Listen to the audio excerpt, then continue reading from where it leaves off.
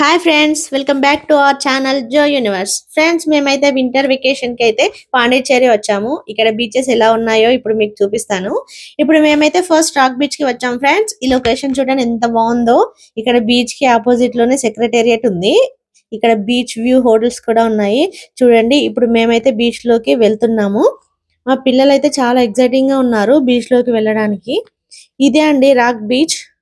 అలలు చూడండి ఎలా వస్తున్నాయో. మా పిల్లలు చూడండి ఇసుకలో ఎలా ఆడుతున్నారో.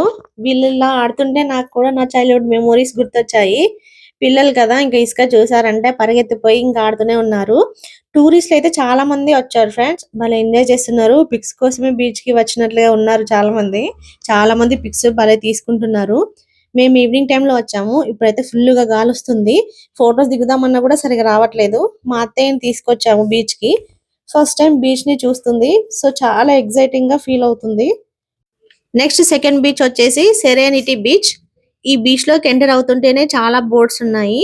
చేపలు పట్టేవి. చేపలు పట్టడానికి వాళ్ళు ప్రిపేర్ చేసుకుంటున్నారు. ఈ బీచ్ అయితే చాలా బాగుంది నీట్ గా. ఈ బీచ్ దగ్గర పార్కింగ్ ప్లేస్ అయితే చాలా తక్కువగా ఉంది. మా పాప అయితే వాటర్ చూడగానే ఇంకా పరిగెత్తుకుంటూ వెళ్ళిపోయింది వాటర్ లోకి. దాని వెనకాల నేను పరిగెత్తుకుంటూ వెళ్ళాను. ఎందుకంటే జాగ్రత్తగా ఉండాలి కదండి వాటర్ అంటే. ఈ వాటర్ అయితే క్లీన్ గా ఉన్నాయి. ఈ బీచ్ లో అయితే మేము చాలా ఎంజాయ్ చేసాము. మా పాప నేను వాటర్ లో అయితే చాలా బాగా ఆడుకున్నాము. మా పాప అయితే వాటర్ నుండి బయటికి రావట్లేదు. మా బుడ్డోడు అయితే ఇసుకలోనే ఆడుతున్నాడు. వాటర్ లోకి అసలు వెళ్ళడమే లేదు. వాడి పని వాడు చేసుకుంటూ ఉన్నాడు. మేమేమో వాటర్ లో ఆడుతున్నాము. చాలా ఫిషెస్ అయితే ఇలా బయటికి వచ్చి చనిపోయాయి. ఇక్కడైతే చాలా రకాల ఫిష్లు ఉన్నాయి. మనకు తెలియనివి ముళ్ళులు ముళ్ళులుగా అలా చాలా డిఫరెంట్ గా కనిపిస్తున్నాయి. ఈ ఫిష్ చూడండి పాపం కొన ఊపిరితో ఉన్నట్టుగా ఉంది. వాటర్ రాగానే లోపలికి వెళ్తుంది, మళ్ళీ బయటకు వస్తుంది. మొత్తం వాటర్ లోకి వెళ్తే బ్రతికేదేమో పాపం.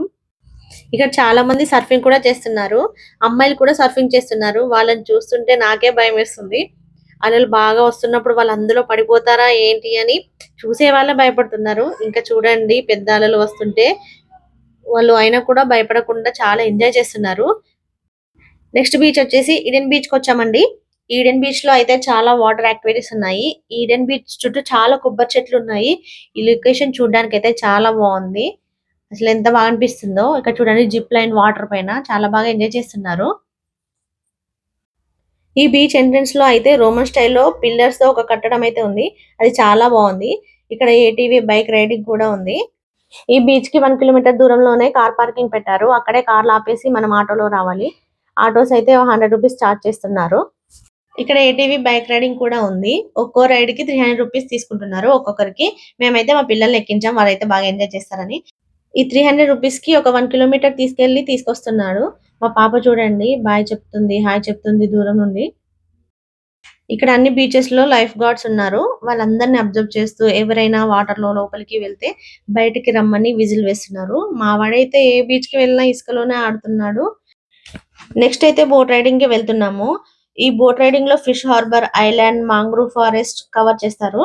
ఒక్కొక్కరికి అయితే 350 చార్జ్ చేశారు. ఇప్పుడు వచ్చే బోట్ చూసారా, దాంట్లోనే మేము రైడ్ కి వెళ్ళేది. ఈ బోట్ రైడింగ్ లో కొన్ని పిక్స్ అండ్ సెల్ఫీస్ వీడియోస్ తీసుకున్నాము. బోట్ అయితే స్టార్ట్ అయిపోయింది.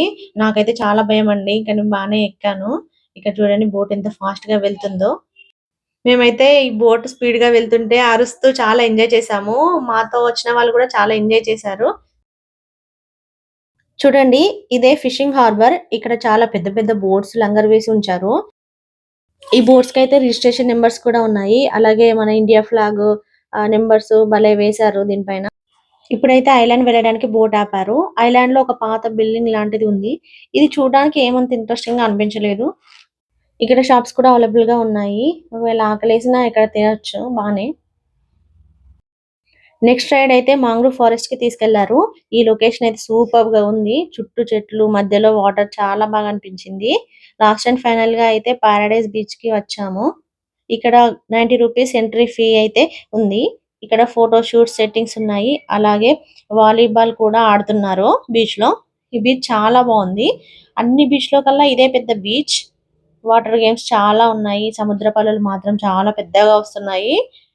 ఏ బీచ్ కి వెళ్ళినా క్రౌడ్ మాత్రం చాలా ఉంది. ఎందుకంటే ఇది హాలిడేస్ టైం కదా, చాలా జనాలు ఉన్నారు. ఎక్కడికి వెళ్ళినా జనాలే కనిపిస్తున్నారు. ఇక్కడ పార్కింగ్ కూడా చాలా ఇబ్బంది అయింది. మా పాప అయితే బాగా ఎంజాయ్ చేసింది. తనకు వాటర్‌లో ఆడటం అంటే చాలా ఇష్టం. నేనైతే తననే చూసుకుంటూ ఉన్నాను.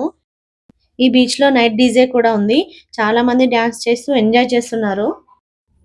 సో ఫ్రెండ్స్, ఇదండి పాండిచ్చేరి వ్లాగ్. ఈ వీడియో అయితే మీకు నచ్చిందని అనుకుంటున్నాను. ఇలాంటి మరిన్ని వీడియోస్ కోసం please like, share and subscribe to my channel. Thank you.